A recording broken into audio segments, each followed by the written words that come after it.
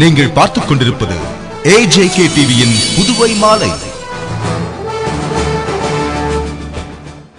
வணக்கம். புதுவையில் காமராஜர் கல்வி உதவித்தொகை தொடர்ந்து வழங்கப்படும் என்று சென்டாக் அலுவலகத்தில் நடைபெறும் மருத்துவ படிப்பிற்கான கலந்தாய்வை பார்வையிட்ட முதல்வர் ரங்கசாமி கூறினார்.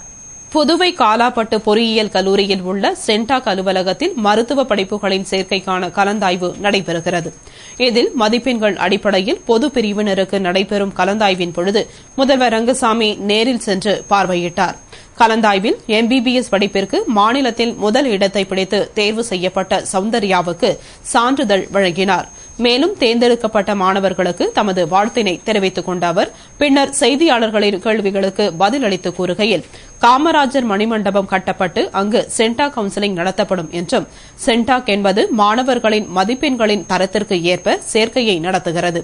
ஆனால் அதில் தேர்ந்தெடுக்கப்படும் மாணவர்களுக்கு கட்டணம் நிர்ணயிப்பது, உதவித்தொகை வழங்குவது அனைத்தும் அரசின் வேலையாகும் என்றும், காமராஜர் கல்வி உதவித்தொகை தொடர்ந்து வழங்கப்படும் என்றும், மாணவர்கள் நன்றாக படித்தால் நன்றாக முன்னேறலாம் என்று கூறினார்.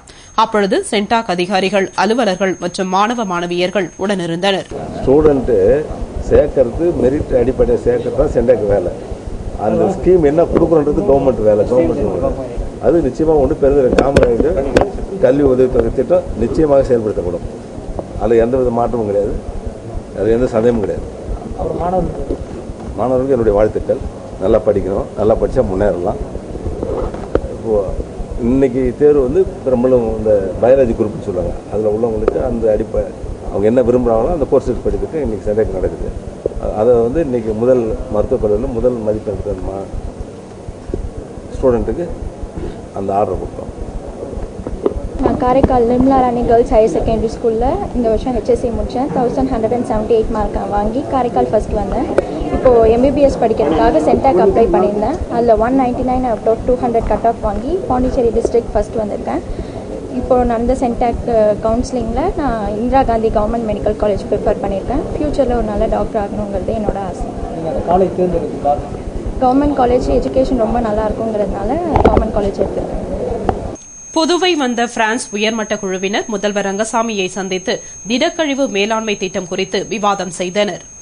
சுற்றுப்புறச் சூழல் பாதுகாப்பு மற்றும் திடக்கழிவு மேலாண்மை திட்ட பணிகளை செயல்படுத்தும் நோக்கில் பிரான்ஸ் நாட்டின் கோத்தார்மூர் பகுதியில் இருந்து சர்வதேச மற்றும் ஐரோப்பிய ஒத்துழைப்பு குழுவின் துணைத் தலைவி இசாபெல் நிக்கோலஸ் தலைமையிலான உயர்மட்ட குழுவினர் புதுவை வந்துள்ளனர்.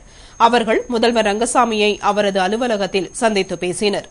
அப்பொழுது குழுவின் இயக்குநர் மிஷேல் பாஸ்தா, குடிநீர் மற்றும் திடக்கழிவு சுற்றுச்சூழல் வல்லுநர் யான் லெப்ரிஸ், பிரான்ஸ் நாட்டு தொண்டு நிறுவனமான யூனியன் தி இந்தியாவின் தலைவர் மணிவாசகம், காரைப்பகுதி ரெனாய்சான்ஸ் தொண்டு நிறுவன தலைவர் கிருஷ்ணமூர்த்தி, கண்ணப்பன் ஆகியோர் முதல்வருடனும் அமைச்சர் பன்னீர்செல்வத்திடமும் திட்டம் குறித்து ஆலோசித்தனர். நிகழ்ச்சியின் பொழுது முதல்வரின் தனிச்செயலர் சேகர், உள்ளாட்சித்துறை அமைச்சரின் தனிச்செயலர் அசோகன், பிரெஞ்சு தூதரக அலுவலக அலுவலர் ஆனந்த் மற்றும் நகராட்சி ஆணையர்கள் உடனிருந்தனர். புதுவை அரசு செய்தி மற்றும் விளம்பரத்துறை சார்பில் நடைபெற்ற செவாலியே சிவாஜி கணேசனின் நினைவு தின நிகழ்ச்சியில் முதல்வர் ரங்கசாமி கலந்து கொண்டு மாலை அணிவித்து மலர் தூவி அஞ்சலி செலுத்தினார். புதுவை அரசு செய்தி மற்றும் விளம்பரத்துறை சார்பில் சிவாலியே சிவாஜி கணேசனின் நினைவு நாள் அனுசரிக்கப்பட்டது. இதனை முன்னிட்டு கிழக்கு கடற்கரை சாலை, கருவடிக்குப்பம் சாலை சந்திப்பில் உள்ள சிவாஜியின் சிலைக்கு முதல்வர் ரங்கசாமி மாலை அணிவித்து மலர் தூவி அஞ்சலி செலுத்தினார். அவரைத் தொடர்ந்து சபாநாயகர் சபாபதி, அமைச்சர்கள் ராஜவேலு, பன்னீர்செல்வம், கல்யாண சுந்தரம், முதல்வரின் பாராளுமன்ற செயலர் வைத்தியநாதன், சிவாஜி ரசிகர் மன்ற தலைவர் மாயன் உள்ளிட்ட பலர் மாலை அணிவித்து மலர் தூவி அஞ்சலி செலுத்தினர். பின்னர் சிவாஜி ரசிகர்களால் அமைக்கப்பட்டிருந்த திருவுருவப் படத்திற்கு அனைவரும் மாலை அணிவித்து மரியாதை செலுத்தினர். அதனைத் தொடர்ந்து அன்னதானம் வழங்கப்பட்டது. இதில் திரளான ரசிகர்கள் மற்றும் பொதுமக்கள் கலந்து கொண்டனர். கலை நிகழ்ச்சிகள் மூலம் மாணவ மாணவிகள் தங்களுக்குள் மறைந்து கிடக்கும் திறமைகளை வெளிக்கொண்டு வர முடியும் என்று பள்ளிக் கல்வித்துறை சார்பில் நடைபெற்ற விழாவில் முதல்வர் ரங்கசாமி பேசினார். பள்ளி கல்வித்துறையின் சார்பில் குழந்தைகள் தின விழா கோரிமேட்டில் உள்ள காவலர் பயிற்சி மைதானத்தில் நடைபெற்றது. நிகழ்ச்சியில் உழவர்கரை 2ஆம் வட்டத்தினைச் சேர்ந்த 10 பள்ளிகளைச் சேர்ந்த 500க்கும் மேற்பட்ட மாணவ மாணவிகள் கலந்து கொண்டனர். சிறப்பு விருந்தினராக முதல்வர் ரங்கசாமி கலந்து கொண்டு குழந்தைகளின் கலை நிகழ்ச்சியை துவக்கி வைத்து பேசுகையில், இதுபோன்ற கலை நிகழ்ச்சிகள் மூலம் மாணவ மாணவிகள் தங்களுக்குள் ஒளிந்திருக்கும் திறமைகளை வெளிக்கொண்டு வர முடியும் என்று பேசினார். மற்றும் பங்கேற்ற பள்ளிகளின் பயிற்சி ஆசிரியர்களுக்கும் முதல்வர்களுக்கும் கேடயங்களை வழங்கினார்.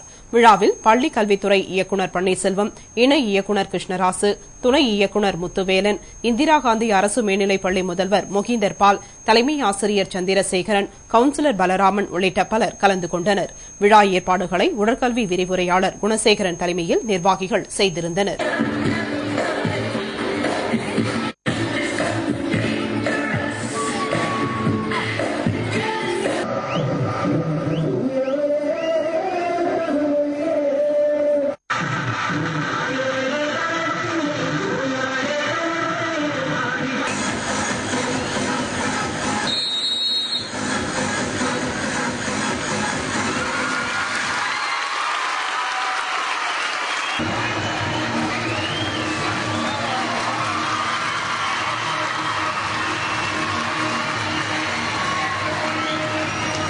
மானிய விலையில் தீவனத்தை வழங்க வலியுறுத்தி விவசாயிகள் சங்கத்தினர் கன்று மாடுகளுடன் கால்நடைத்துறை இயக்குநர் அலுவலகம் முன்பு முற்றுகை போராட்டம் நடத்தினர்.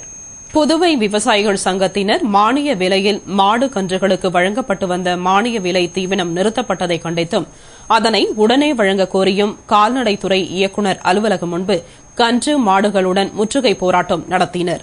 போராட்டத்திற்கு சங்க கௌரவ தலைவர் முருகேசன், தலைவர் மாசிலாமணி, பொதுச் செயலாளர் கீதநாதன், பொருளாளர் இளங்கோ ஆகியோர் தலைமை தாங்கிட சங்க நிர்வாகிகள் முன்னிலை வகித்தனர். போராட்டத்தை முன்னாள் அமைச்சர் விஸ்வநாதன் துவக்கி வைத்திட ஏஐடியுசி பொதுச் செயலாளர் VS அபிஷேகம் வாழ்த்துரை வழங்கினார். சிபிஐ மாநில செயலாளரும் முன்னாள் சட்டமன்ற உறுப்பினருமான நாரா கலைநாதன் நிறைவு செய்து வைத்தார். இதில் திரளான விவசாயிகள் கலந்து கொண்டு மானிய விலை தீவனத்தை வழங்க வலியுறுத்தி ஆர்ப்பாட்டம் செய்தனர். புதுவை போக்குவரத்து துறை அலுவலகத்தில் அமைச்சர் கல்யாண சுந்தரம் திடீரென ஆய்வு செய்து குறைகளை குறைப்பது குறித்து அதிகாரிகளுடன் ஆலோசனை நடத்தினார். புதுவை போக்குவரத்து துறை அமைச்சர் கல்யாண சுந்தரம் திடீரென வட்டார போக்குவரத்து அலுவலகத்தில் ஆய்வு நடத்தினார். மேலும் ஆணையர் கரிகாலன், வட்டார போக்குவரத்து அதிகாரி ரகுநாத் ஆகியோருடன் அலுவலக பணிகள் குறித்து விளக்கம் கேட்டார். மேலும் ஓட்டுநர் உரிமம் வழங்கும் பிரிவு, கணக்காளர் பிரிவு, பர்மிட் வழங்கும் பிரிவு போன்ற பல பிரிவுக்கு சென்று மக்களிடம் குறைகளை கேட்டறிந்தார். மேலும் தனியார் டிராவல்ஸ் பேருந்துகளுக்கு அனைத்து பாதுகாப்பு வசதிகள் இருந்தால் மட்டுமே பர்மிட் வழங்க வேண்டும் என்று கூறினார். அதேபோன்று பொதுமக்களின் குறைகள் கூற புகார் பெட்டியை முக்கிய இடங்களில் வைக்க வேண்டும் என அதிகாரிகளுக்கு உத்தரவிட்டார். மோட்டார் வாகன ஆய்வாளர்கள் அடிக்கடி வாகன சோதனையில் ஈடுபட வேண்டும் என்றார். அப்பொழுது அமைச்சருடன் முதல்வரின் பாராளுமன்ற செயலர் வைத்தியநாதன், சட்டமன்ற உறுப்பினர் பாஸ்கர் ஆகியோர் உடனிருந்தனர். அமைச்சரின் இந்த திடீர் ஆய்வினால் அதிகாரிகள் மற்றும் பொதுமக்கள் மத்தியில் பெரும் பரபரப்பு ஏற்பட்டது. பாரதிய ஜனதா கட்சியின் விவசாய அணி சார்பில் மாநில செயற்குழு கூட்டம் பிளிசன் ஹோட்டலில் நடைபெற்றது. அதில் பல தீர்மானங்கள் நிறைவேற்றப்பட்டன. புதுவை சின்ன சுப்பராயலு வீதியில் உள்ள பிளிசன் ஹோட்டலில் பாரதிய ஜனதா கட்சியின் விவசாய அணி சார்பில் மாநில செயற்குழு கூட்டம் நடைபெற்றது. கூட்டத்திற்கு அகில பாரத விவசாய அணி தலைவர் ஓம் பிரகாஷ் தன்கர், அகில இந்திய பொதுச் செயலாளர் சுகுணாகர் ராவ், முன்னாள் பாராளுமன்ற உறுப்பினர் மாஸ்டர் மாதன், மாநில தலைவர் தாமோதரன், மாநில பொதுச் செயலாளர் அன்பு செல்வம் ஆகியோர் முன்னிலையில் மாநில விவசாய அணி தலைவர் இளங்கோவன் தலைமை தாங்கினார். சிறப்பு அழைப்பாளர்களாக முன்னாள் தலைவர் விஸ்வேஸ்வரன், தேசிய குழு உறுப்பினர் ராஜசேகரன், மாநில விவசாய அணி துணைத் தலைவர்கள் கார்த்திகேயன், ஆறுமுகம், பொருளாளர் பச்சையா பிள்ளை, துணை செயலாளர் செல்வானந்தம் ஆகியோர் கலந்து கொண்டு சிறப்புரையாற்றினர். கூட்டத்தில் நிறைவேற்றப்பட வேண்டிய விவசாயம், விவசாயிகள் பிரச்சினை பற்றிய பல்வேறு தீர்மானங்கள் நிறைவேற்றப்பட்டன. புதுவை லாஸ்பேட்டையில் முன்னாள் ராணுவ வீரர்கள் மற்றும் அவர்களின் குடும்பத்தினருக்காக மருத்துவமனை திறப்பு விழா நடைபெற்றது. புதுவை லாஸ்பேட்டையில் முன்னாள் ராணுவ வீரர்கள் மற்றும் அவர்களின் குடும்பத்தினருக்காக மருத்துவமனை திறப்பு விழா நடைபெற்றது.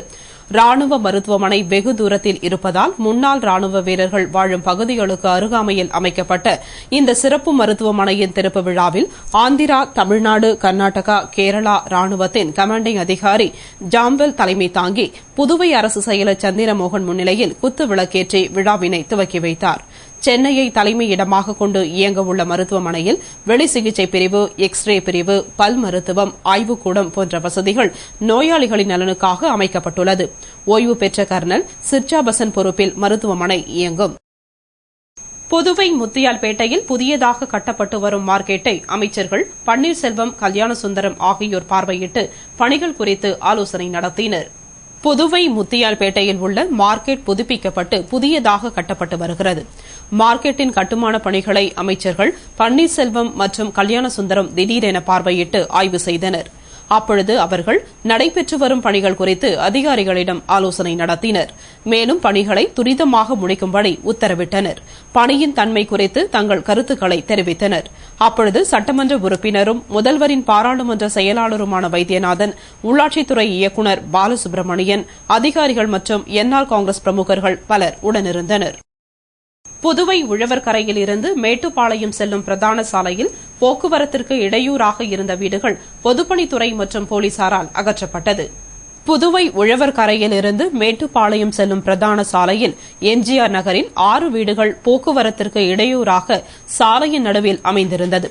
அவற்றை அகற்றி போக்குவரத்தை சீரமைக்க வேண்டும் என்று பொதுமக்கள் அரசுக்கு நீண்ட நாட்களாக கோரிக்கை விடுத்திருந்தனர். இந்நிலையில் அந்த வீட்டில் குடியிருப்பவர்களுக்கு வேறு இடத்தில் ஏற்கனவே மனைப்பட்டா வழங்கப்பட்டது. அவர்களுக்கு சிரமமின்றி மாற்று இடம் வழங்கப்பட்ட பின் பொதுப்பணித்துறை அதிகாரிகள் முன்னிலையில் போலீஸ் பாதுகாப்புடன் வீடுகள் அகற்றப்பட்டன.